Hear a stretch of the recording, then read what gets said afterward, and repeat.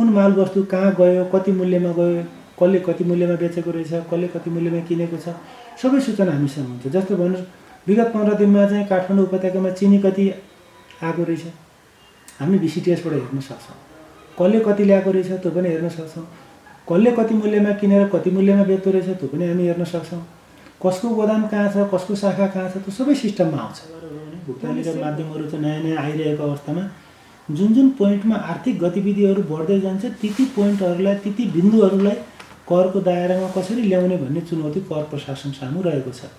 त्यसकारण यस्ता खालका चाहिँ काम कारोबारलाई पारदर्शी ढङ्गले कानुनी व्यवस्था, प्रक्रियागत व्यवस्था गरेर त्यसलाई चाहिँ सुधारहरू गर्दै लानुपर्ने चुनौती छ र त्यसको लागि कर प्रशासनको इफिसियन्सी, सक्षमता, प्रणालीगत सुधारहरू, डिजिटल सिस्टमलाई अझ चाहिँ इफेक्टिभ बनाउँदै लान जरुरी छ।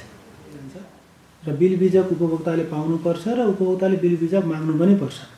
जस्तो भिसिटिएस प्रणालीले पनि बिल बिजक दिनको लागि चाहिँ दबाब चाहिँ सिर्जना गरेको छ। हिजो त्यो रिटेलरले होलसेलर इम्पोर्टरसँग सामान किनेर ल्याउँदाखेरि बिल बिजक लिँदैन थियो, भिसिटिएस गर्नु पर्दैन थियो। अहिले कमसेकम त्यति गर्नुपर्ने अवस्था सिर्जना गरेका छौँ। कतिपयले अहिले पनि नगरेको अवस्था हामीले पनि अनुगमनमा त्यस्तो फेला पारेका छौँ।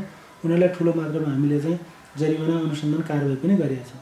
यो सरकार आइसकेपछि निश्चित रूपमा पनि आर्थिक सुशासन कायम गर्न, भ्रष्टाचार नियन्त्रण गर्न, राजस्व चुहाड नियन्त्रण गर्नको लागि लिएका कठोर नीति र व्यवहारहरूले चाहिँ त्यसलाई चाहिँ पुष्टि गरेका छ। र जतिखेर चाहिँ आर्थिक वर्ष 70-71 र आर्थिक वर्ष 74-75 सम्मको अवधिलाई हामीले विश्लेषण गरेर हेर्दाखेरि गम्भीर खालका ठुला राजस्व चुहाडका कसुरहरू त्यो समयमा चाहिँ बढी भएको चाहिँ देखिन्छ। अहिले पछिल्लो अवधिमा छिटफुट रूपमा मात्रै त्यस्ता गतिविधि चाहिँ हामीले फेला पारेका छौँ।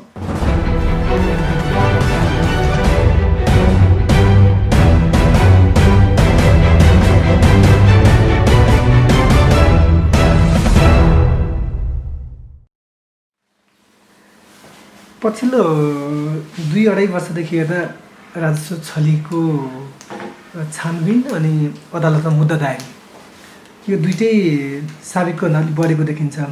अर्बौंका कर छलीका मुद्दाहरू अदालतमा दायर भएका छन्। यो अहिले चाहिँ कर छली बढेको हो कि हाम्रो अनुसन्धान चाहिँ इफेक्टिभ भएको हो? यस्तो छ, छोटोमा भन्दा अहिले चाहिँ अनुसन्धान इफेक्टिभ भएको हो हैन। तर यसको समग्र ब्याकग्राउन्ड र समय सन्दर्भमा जोडेर हामीले विश्लेषण गर्नुपर्ने हुन्छ। खास गरी राजस्व अनुसन्धान विभाग हिजो अर्थ मन्त्रालय अन्तर्गत रहेर यसले राजस्व चुहाड नियन्त्रण र विदेशी विनिमय अपचलन नियन्त्रण गर्ने काममा उसले चाहिँ राजस्व चुहाड अनुसन्धान तथा नियन्त्रण ऐन भन्दा पनि बढी चाहिँ अर्थ मन्त्रालयबाट चाहिँ प्रत्याधिक अधिकार, भन्सार ऐन, अन्तशुल्क ऐन, मूल्य कर ऐनको प्रत्याधिक अधिकार प्रयोग गरी कर अधिकृत र भन्सार अधिकृतको अधिकार प्रयोग गरेर छानबिन अनुसन्धान गर्ने र कर निर्धारण, असुल उपर गर्ने काम पनि यीबाट चाहिँ हुन्थ्यो, जुन प्रभावकारी भइरहेको थिएन। र विगत लामो समयदेखि राजस्व अनुसन्धान विभागलाई चाहिँ प्रभावकारी बनाउनको लागि चाहिँ यसलाई अर्थ मन्त्रालयभन्दा बाहिर चाहिँ राख्नुपर्छ र अर्थ मन्त्रालयभन्दा उच्च तहको नेतृत्व अन्तर्गत यसलाई राखेर यसको चाहिँ राजस्व चुहाड अनुसन्धान तथा नियन्त्रण ऐनले लिएका उद्देश्यहरू चाहिँ प्राप्त गर्ने गरी यसलाई चाहिँ प्रभावकारी बनाउनुपर्छ भने विभिन्न विज्ञहरूको सुझावहरू पनि र लेखहरू मार्फत, विभिन्न प्रतिवेदन मार्फत चाहिँ आइरहेको अवस्था थियो। र यो सरकार आइसकेपछि 2074 साल चैत महिनाबाट नेपाल सरकार मन्त्री परिषदले निर्णय गरेर यो विभागलाई चाहिँ प्रधानमन्त्री तथा मन्त्री परिषद कार्यालय अन्तर्गत ल्याइयो र यसले चाहिँ राजस्व चुहाड अनुसन्धान तथा नियन्त्रण ऐन बमोजिम मुख्य रूपमा चाहिँ छानबिन अनुसन्धान गर्ने काममा मात्रै केन्द्रित चाहिँ गर्ने काम गरियो। र राजस्व अनुसन्धान विभागले कसरी काम गर्छ भन्ने विषयमा खास गरी राजस्व चुहाडको गम्भीर प्रकृतिका केसहरूमा चाहिँ छानबिन अनुसन्धान गर्ने र त्यसको चाहिँ मिसिल प्रतिवेदनसहित निर्णयको लागि उच्च सरकारी वकिल कार्यालयकोमा चाहिँ जान्छ र उच्च सरकारी वकिल कार्यालयले त्यो चाहिँ कानुन बमोजिम विधि प्रक्रिया पुगेको छ कि छैन त्यो मुद्दा चल्ने नचल्ने निर्णय चाहिँ उच्च सरकारी वकिल कार्यालयले गर्छ र उसले दिएको राय निर्णयको आधारमा राजस्व अनुसन्धान विभागले फेरि अभियोग पत्र तयार गरेर उच्च अदालतमा मुद्दा दायर गर्ने काम चाहिँ गर्छ राजस्व चुहाडतिर भने विदेशी विनिमय अपचलनको केसमा चाहिँ जिल्ला सरकारी वकिल कार्यालयको राय लिएर जिल्ला अदालतमा मुद्दा दायर गर्छ। र हिजो यो भन्दा अहिले निश्चित रूपमा चाहिँ प्रभावकारी भएको छ र राजस्व चुहाडका जति पनि कसुरहरू सम्बन्धी हामीले छानबिन गरेर मुद्दा चाहिँ लगाएका छौँ ती अधिकांश आर्थिक वर्ष 74-75 र त्योभन्दा अगाडिका वर्षहरूको छन्। अहिले पछिल्लो आर्थिक वर्ष 75, 76, 76, 77 र चालु आर्थिक वर्षमा राजस्व चुहावटका कसुरहरू तुलनात्मक रूपमा असाध्यै कम भएको चाहिँ देखिएको छ र त्यसले राजस्व सङ्कलनको स्तरलाई पनि सुधार गरेको छ, कर सहभागिताको परिपालनको स्तरलाई सुधार गरेको छ। हामीले विधि प्रक्रिया ऐन नियम र प्रणालीगत सुधारहरू पनि गरेका छौँ, जसको प्रभाव चाहिँ प्रत्यक्ष रूपमा चाहिँ राजस्व सङ्कलनमा परेको छ। र विगत आर्थिक वर्षको यही अवधिको पहिलो यो चाहिँ 6 महिनाको तुलनामा यो आर्थिक वर्षको यो 6 महिनाको तुलना हामीले गर्ने हो भने लगभग गत वर्ष सङ्कलन भए बराबर राजस्व सङ्कलन भइरहेको छ। मतलब त्यतिखेर सामान्य अवस्था थियो, कुनै पनि चाहिँ आर्थिक गतिविधिमा कतैबाट पनि रुकावट थिएन। तपाईँको चाहिँ कोभिडको गम्भीर कुनै त्यस्तो चाहिँ आर्थिक, सामाजिक र राजनीतिक त्यस्तो कुनै समस्या थिएन भने अहिले साउनदेखि यो चाहिँ करिब आज भनौँ न पुसको अन्तिममा पुग्न लागिसक्यो। यो बेलासम्म हामी चाहिँ र त्योभन्दा अगाडि चैतदेखि नै, फागुनदेखि नै हामी चाहिँ कोभिड-19को चाहिँ प्रत्यक्ष रूपमा मारमा परेको छ र त्यसले चाहिँ विभिन्न क्षेत्रको आर्थिक गतिविधिलाई निकै नै सङ्कुचित तुल्याएको अवस्था छ। त्यति हुँदाहुँदै पनि राजस्व सङ्कलन चाहिँ सामान्य अवस्थाको बराबर राजस्व सङ्कलन चाहिँ भइरहेछ। यसको अर्थ के हो भने राजस्व सङ्कलन र अर्थ मन्त्रालय लगायत राजस्व अनुसन्धान विभागले लिएका चाहिँ छानबिन अनुसन्धान र यसबाट परेको प्रदर्शनात्मक प्रभाव र लिएका नीतिगत, प्रक्रियागत र प्रणालीगत सुधारहरूको कारणले यो चाहिँ सकारात्मक रिजल्ट चाहिँ दिएको त त्यसबाट पनि देखिन्छ। र स्पेसिफिक परिमाणको रूपमा चाहिँ हामीले हेर्ने हो, विश्लेषण गर्ने हो भने आर्थिक वर्ष 75, 76, 76, 77 र यो वर्षको आजको दिनसम्म आउँदाखेरि राजस्व चुहावटको कसुरमा हामीले गम्भीर खालका चाहिँ छानबिन अनुसन्धान अगाडि बढाएर त्यसलाई सम्पन्न गरेका छौँ र त्यसबाट करिब 32.5 अरब बिगो कायम गरेर 213वटा चाहिँ मुद्दाहरू अदालतमा दर्ता गरिसकिएको छ, जसमा विभिन्न राजस्व सङ्कलन गर्ने निकायमा काम गर्ने 11 जना कर्मचारी सहित अडिटर, भन्सार एजेन्ट र व्यवसायी लगायतलाई चाहिँ 748 जना विरुद्ध चाहिँ मुद्दा दायर गरिएको छ, जसको चाहिँ प्रत्यक्ष रूपमा प्रभाव चाहिँ राजस्व सङ्कलन गर्ने निकायमा सकारात्मक ढङ्गले परेको छ र करको दायरा विस्तार भएको छ र आर्थिक अपराध नियन्त्रण हुन सघाउ पुगेको छ। त्यसले आर्थिक सुशासन कायम गर्न महत्त्वपूर्ण भूमिका निर्वाह गरेको छ र निरन्तर रूपमा हामीले अनुसन्धान छानबिनको प्रक्रियालाई अगाडि बढाएका छौँ। र यो अवधिमा यो सरकार आइसकेपछि र राजस्व अनुसन्धान विभागले कानुन बमोजिम आफ्ना चाहिँ कामहरू सक्रियता अगाडि बढाइसकेपछि यसको प्रभाव चाहिँ सकारात्मक परेको छ। र अहिले पछिल्लो समयमा सायद यहाँहरूले पनि बाहिर चाहिँ बुझ्दा विश्लेषण गर्दाखेरि पाउनुहुन्छ राजस्व चुहावटका केसहरू चाहिँ निकै नै घटेको चाहिँ पाइन्छ। यता कता छिटफुट घटना भए पनि गम्भीर ढङ्गले राजस्व चुहावट हुने केसहरू अहिले चाहिँ पाइँदैन। त्यसकारण विगत 2 वर्षमा हामीले विदेशी विनिमय अपचलन नियन्त्रणमा पनि विभिन्न 666 जनालाई चाहिँ मुद्दाहरू चाहिँ दायर गरेका छौँ। करिब 11 अरबभन्दा बढीको बिगो कायम गरेर त्यसले पनि आर्थिक सुशासन कायम गर्नको लागि विदेशी विनिमय अपचलन नियन्त्रणको लागि चाहिँ महत्त्वपूर्ण भूमिका निर्वाह गरेका छ। त्यसकारण अहिले हामीले मुद्दा दायर गरेको जस्तो हामीले चाहिँ अघिल्लो चाहिँ करिब 2 हप्तामा हामीले अरबौँको मुद्दाहरू दायर गऱ्यौँ। ती कसुरहरू अहिले घटेको घटनाको होइन, हामीले अनुसन्धान छानबिन गर्नको लागि 1 वर्ष, 1.5 वर्ष, 2 वर्षको समय लाग्छ। हामीले विस्तृत अनुसन्धान सुरु गरेको 9 महिनाभित्र हामीले अनुसन्धान सम्पन्न गरेका हुन्छौँ। त्यो सबै प्रक्रिया पुरा गरेर सरकारी वकिलको राय लिएर अदालतमा मुद्दा दर्ता गर्दा त्यो वर्षौँ बितेको हुन्छ र यी सबै आर्थिक वर्ष 74, 75 सम्मका कसुरहरू हुन्।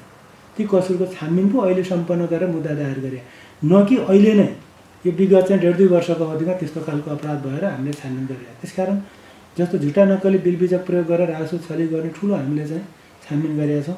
त्यो अधिकांश आर्थिक वर्ष 70-71 पछि 74-75को अवधिमा भएको चाहिँ घटनाको चाहिँ छानबिन अहिले गरेको। त्यसकारण अहिलेको अवधिमा राजस्व चुहावटका कसुरहरू घटेका छन्। त्यसलाई राजस्व सङ्कलनको स्तरले पनि स्पष्ट रूपमा चाहिँ देखाएको छ। राजस्व छलीका प्रकृति र प्रवृत्ति कस्ता छन् सर? यस्तो छ, यो राजस्व छली, आर्थिक अपराध भनेको चाहिँ र भ्रष्टाचार, सुशासन यी विषयहरू चाहिँ एकअर्कामा अन्तर्निहित र परिपूरक देख्छौँ हामीले। जतिखेर तपाईँको चाहिँ अस्थिरताहरू हुन्छ मुलुकमा, राजनीतिक अस्थिरता भन्नुहोस्, आर्थिक अस्थिरता भन्नुहोस्, अरू विषयमा सामाजिक अस्थिरताहरू हुन्छन्, त्यो समयमा तपाईँको आर्थिक अपराधहरू पनि बढ्ने, सुशासन कमजोर हुने, सदाचार पद्धति कमजोर हुने, त्यसबाट चाहिँ राजस्व चुहावट पनि सँगसँगै बढ्ने चाहिँ गरेको देखिन्छ। र अहिले हामीले हेर्दाखेरि यो सरकार आइसकेपछि निश्चित रूपमा पनि आर्थिक सुशासन कायम गर्न, भ्रष्टाचार नियन्त्रण गर्न, राजस्व चुहाड नियन्त्रण गर्नको लागि लिएका कठोर नीति र व्यवहारहरूले चाहिँ त्यसलाई चाहिँ पुष्टि गरेका छ। र जतिखेर चाहिँ आर्थिक वर्ष 70-71 र आर्थिक वर्ष 74-75 सम्मको अवधिलाई हामीले विश्लेषण गरेर हेर्दाखेरि गम्भीर खालका ठुला राजस्व चुहाडका कसुरहरू त्यो समयमा चाहिँ बढी भएको चाहिँ देखिन्छ।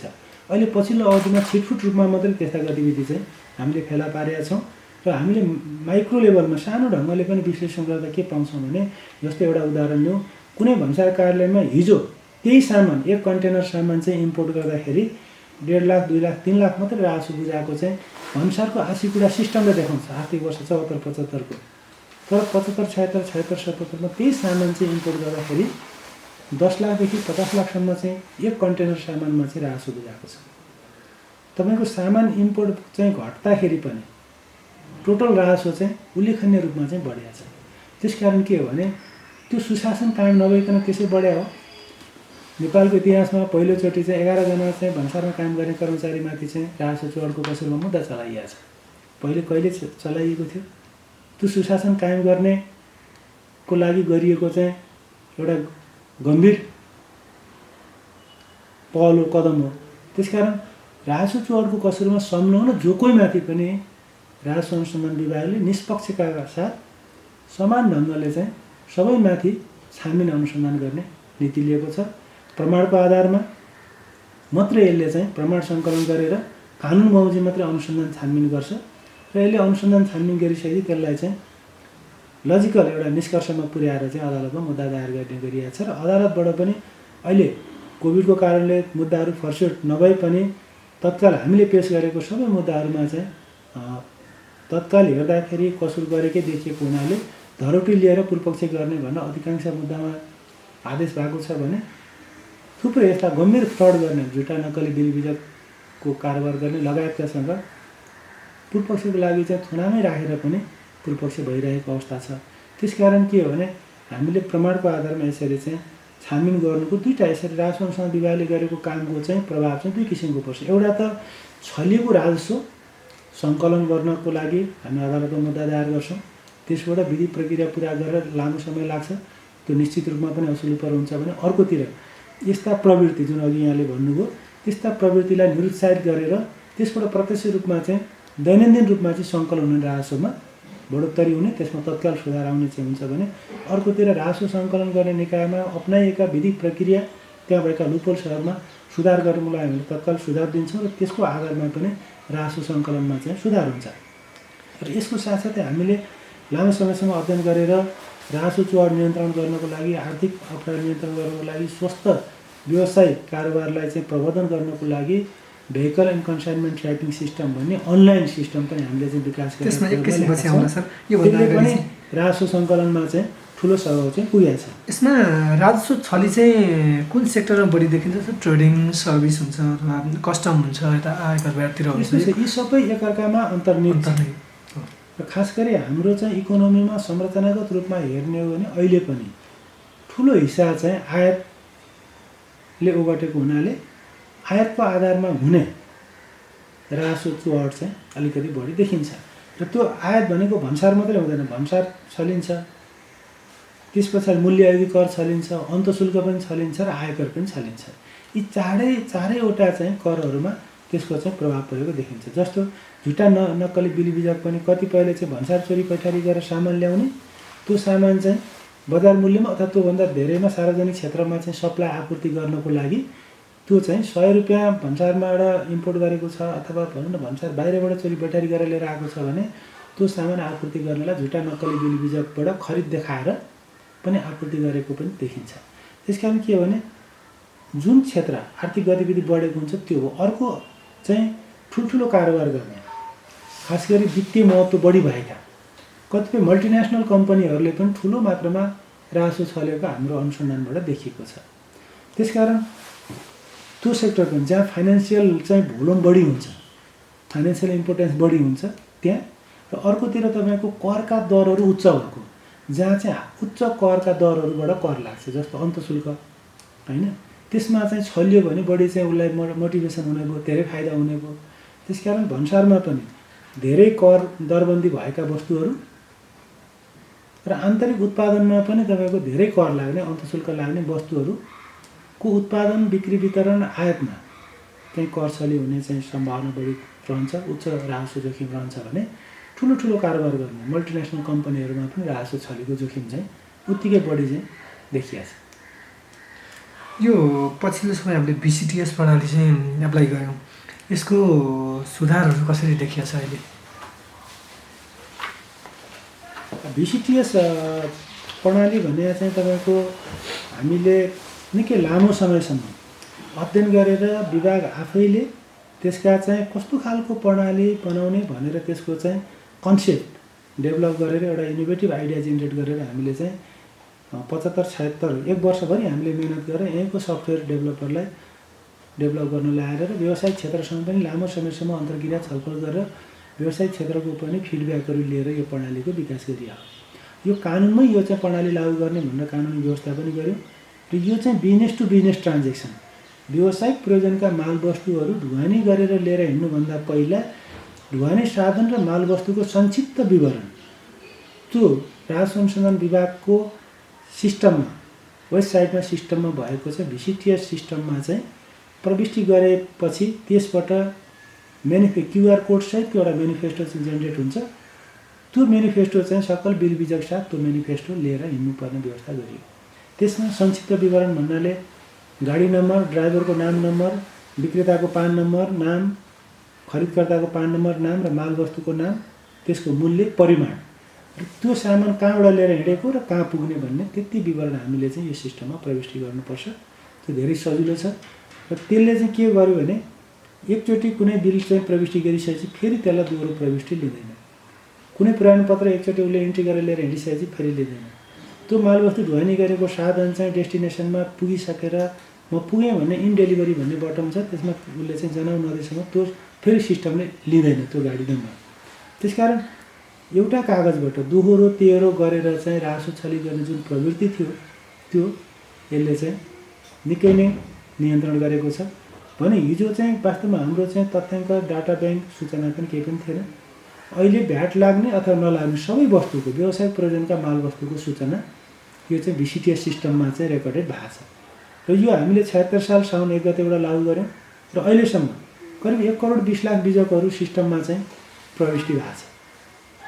त्यस्तै तपाईँको चाहिँ 5 लाखभन्दा बढी चलानहरू, 5 लाखभन्दा बढी प्रमाणपत्रहरू सिस्टममा इन्ट्री भएको छ र यसमा झन्डै तपाईँको 32 खरबभन्दा बढी तथ्याङ्क यसमा चाहिँ सङ्ग्रह भएको छ। तपाईँको यसमा चाहिँ कुन मालवस्तु कहाँ गयो, कति मूल्यमा गयो, कसले कति मूल्यमा बेचेको रहेछ, कसले कति मूल्यमा किनेको छ, सबै सूचना हामीसँग हुन्छ। जस्तो भन्नुहोस् विगत 15 दिनमा चाहिँ काठमाडौँ उपत्यकामा चिनी कति आएको रहेछ हामी बिसिटिएसबाट हेर्न सक्छौँ।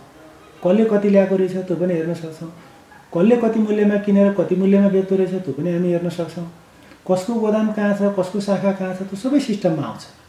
त्यो उसले सेल भर्ने हो, त्यो सिस्टममा प्रविष्टि गरे बापत उसले 1 रुपियाँ राजस्व तिर्नु पर्दैन।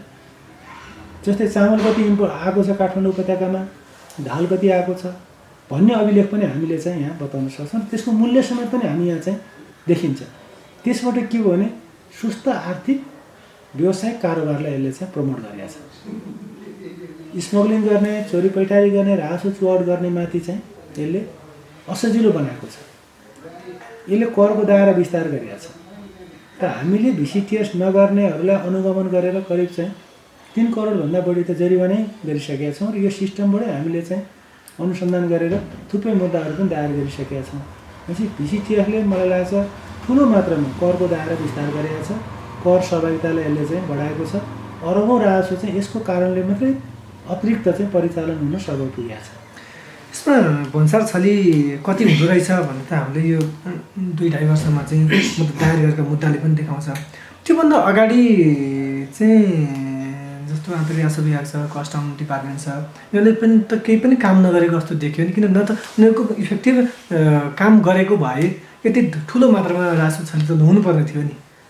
त्यो त अब अहिले हामीले हेर्दाखेरि पनि त्यतिखेर मैले भने समग्रमा तपाईँको चाहिँ अस्थिरता, कुशासन जति बढ्दै जान्छ आर्थिक अपराध पनि बढ्दै जान्छ, राजस्व चुहाट पनि बढ्दै जान्छ, भ्रष्टाचार पनि बढ्दै जान्छ। त्यसकारण त्यो अवधिमा भएका अभिलेखहरू डाटा तथ्याङ्कसँग अहिले पछिल्लो अवधिमा भएका डाटा तथ्याङ्कहरू हामीले चाहिँ भिडान गरेर चाहिँ हेर्दाखेरि त्यही कुरो देखिन्छ। त्यसकारण तपाईँको कर प्रशासनको इनइफिसियन्सी एउटा कारण हुनसक्छ, त्यो बढाउनु पर्ने जरुरी छ। हामीले यावत अनुसन्धान छानबिन गरेर चाहिँ जुन देखाएका छौँ त्यसले पनि कर प्रशासनलाई सहयोग गर्नको लागि गरियो, उसको इफिसियन्सी बढाउनको लागि गरियो, उसलाई आफ्नो कामप्रति जिम्मेवार बनाउनको लागि हामीले चाहिँ दबाब सिर्जना गर्ने हो। ऊ जति बढी आफ्नो कामप्रति आफ्नो पेसाप्रति इमान्दार हुन्छ, जिम्मेवार हुन्छ, इफिसियन्ट हुन्छ, त्यति राजस्व चुहावट चाहिँ न्यूनीकरण हुन्छ। त्यसले चाहिँ सुधार ल्याउने हो। त्यसमा अघि नै मैले भने नि, विगतमा आर्थिक वर्ष 74-75 को एउटा भन्सारको अथवा कुनै अर्को भन्सारको तपाईँले उदाहरण लिएर चाहिँ भन्सारको आँसीकुडा सिस्टममा हेर्नुभयो, 75-76 को आँसीकुडा सिस्टममा हेर्नुभयो भने त्यही देखिन्छ नि। हिजो चाइनाबाट इम्पोर्ट गरेर लिएर आउँदा 1 कन्टेनर सामान ल्याउँदा के खाली कन्टेनर आधा मात्रै लिएर आउँथ्यो र होइन, उसले त भरि लिएर आउँथ्यो भाडा पुरा तिरेपछि। हिजो राजस्व कति तिरेको थियो? अनि 75-76 आर्थिक वर्षमा 76-77 मा कति राजस्व तिरेको छ? कि एकैचोटि 5% कर लाग्नेलाई 100% पुर्याएर राजस्व बढ्या? होइन। तपाईँको डलरको भाउ चाहिँ 50 को दरबाट बढेर चाहिँ $100 पुगेको नि होइन, मूल्य वृद्धि पनि त्यो रूपमा भएको छैन।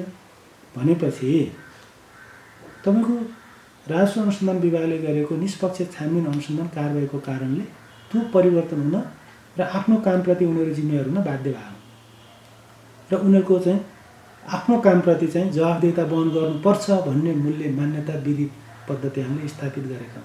यदि त्यसो गरिएन भने, यदि गलत ढङ्गले काम कारबाही गरियो भने भोलि चाहिँ आफ्नो सेवाकै निरन्तरता नहुने, अरू कारबाहीमा पर्ने, जागिरबाटै हात धुनुपर्ने लगायतका चाहिँ ठुलो गम्भीर चाहिँ अवस्थामा पुग्ने भएको हुनाले तपाईँको भन्सार प्रशासनमा उल्लेखनीय सुधार भएको देखिन्छ। अझै पनि अहिले पनि तपाईँ भन्सारमा कर्मचारीहरू चाहिँ सर्र भएर जान जसरी हिजो लालायित हुन्थे, अहिले त्यो अवस्था देखिँदैन। तपाईँले अर्थ मन्त्रालयको उच्च प्रशासनसँग यो कुरा सोध्नुभयो भने पनि थाहा हुन्छ, उहाँहरूलाई कुनै पनि त्यो चाहिँ त्यस्तो खालको दबाबहरू आएन। फकाइ जा भन्नुपर्ने अवस्था आयो। अहिले पहिला नाम चलेका ठुल्ठुला भन्सारहरूमा अहिले चाहिँ कर्मचारीको दरबन्दी खाली छ, जान चाहँदैन।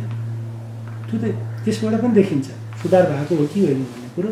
त्यसकारण यसलाई चाहिँ निरन्तरता दिएर चाहिँ यो सुधारलाई अगाडि बढाउनु चाहिँ जरुरी छ। अझै पनि हामीले युज गर्ने डे टु डे सामान वस्तुहरूमा चाहिँ जस्तो कपडाहरूमा हुन्छ अथवा ब्याड लाग्ने चिजहरूमा चाहिँ बिल अझै पनि पाउन गाह्रो हुन्छ। न्युरो दर्शनतिर गयो भने पनि जस्तो ज्याकेट किन्नु पऱ्यो अथवा कुनै कपडा किन्नु पऱ्यो भने अझै पनि बिल चाहिँ व्यापारीले दिन मान्दैनन्। यो चाहिँ कसरी कडिकडा गर्न सकिएला यसलाई? यो चाहिँ यस्तो छ, अब यो के भने हामीले एक तहसम्मको सुधार गरे हौँ। मैले यो चाहिँ दावा गर्दिनँ कि अब एकदम 100% सुधार भयो। त्यसकारण त्यो सुधारको प्रभावहरू निश्चित रूपमा समयक्रममा पर्दै जान्छ र बिल बिजक उपभोक्ताले पाउनुपर्छ र उपभोक्ताले बिल बिजक माग्नु पनि पर्छ। जस्तो VCTS प्रणालीले पनि बिल बिजक दिनको लागि चाहिँ दबाब चाहिँ सिर्जना गरेको छ।